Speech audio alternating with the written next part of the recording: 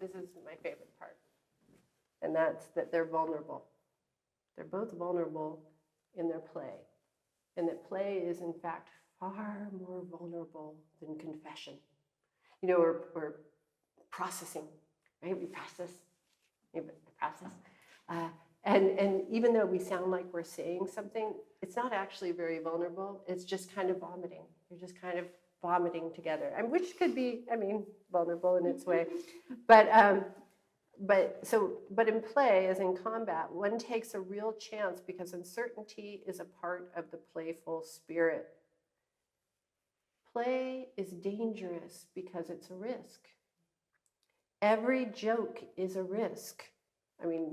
Let me tell you how many jokes I make that are a risk because nobody gets them but me. And then every flirtatious comment might be rebuffed. And so one risks looking foolish or brutish, or as she says here, downright criminal, Petruchio. So he doesn't pull any punches, and people think that is offensive. And he triumphs over her without holding back, and that he thinks enough of her to trust that she will hold her head up high when beaten by him, not physically beaten in the game by him, and that he knows she will honor him for besting him. He never enters into besting her, and this never enters into the wildest imaginings of the people who cast him as a negative character. So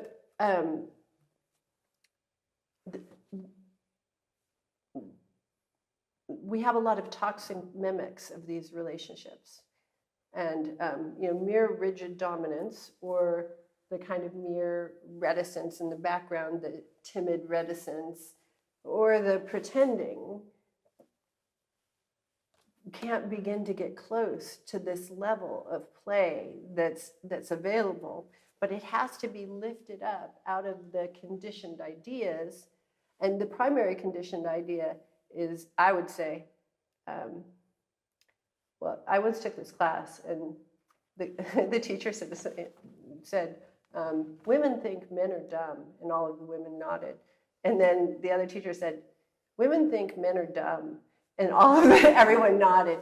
And so there is a way, this discounting of each other that occurs that doesn't allow this full expression of what wants to be expressed. And so they play for the same team. And so they play, so they have agreed that they play for the same team, and that but she's discovered this trick, that in her subservience and elevation of him, he raises higher, and so does she. And so it's a collaboration, and that's what I love the most, is this idea. So, and then the final piece that I wanted to add is, don't be fooled by the world of appearances. The one who disobeys, Bianca, she runs off and gets married without her father's permission.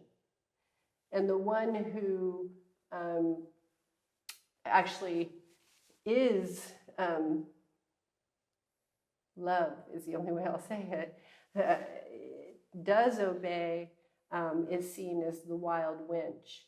And the last part where she gives this speech is really powerful, because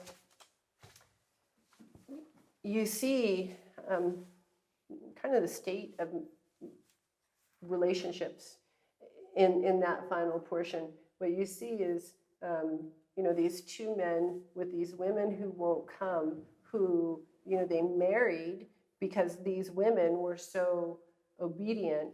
And then the man who dared take on the wild woman, who is now his partner. And the last line, the very last line of the play is, come now, I think it's come now, Kate. Oh, come, Kate, well to bed.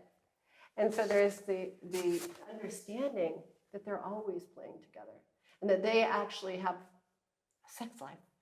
They actually have turn on, and that's how you get it, is through play.